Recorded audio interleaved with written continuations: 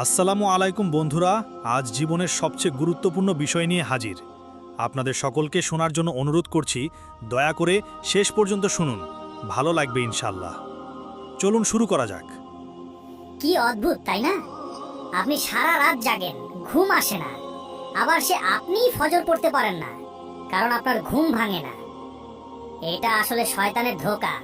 সে চায় আমরা রাতের সময়টি পাপ বা অহেতুক কাজে নষ্ট করি, আর দিনের শুরুটা আল্লাহর ইবাদত ছাড়া কাটাই। তাই এখনই নিজেকে নিয়ন্ত্রণ করতে শিখুন এবং ফজরের সালাতের মাধ্যমে দিনের শুরুটা বরকতময় করুন। ফুলের স্মাইলি, সাদা হৃদয়ের স্মাইলি। রাত গভীর হচ্ছে, তাই দুনিয়ার চিন্তা বাদ দিয়ে ফজরের নামাজের নিয়ত করে ঘুমাতে যাই। ফজরের নামাজ মুমিনের জন্য আল্লাহর দেয়া বিশেষ অনুগ্রহ।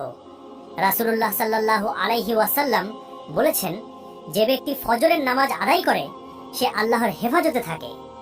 তাই আসুন ফজরের জন্য জাগার নিয়ত করে আল্লাহর কাছে সাহায্য প্রার্থনা করি।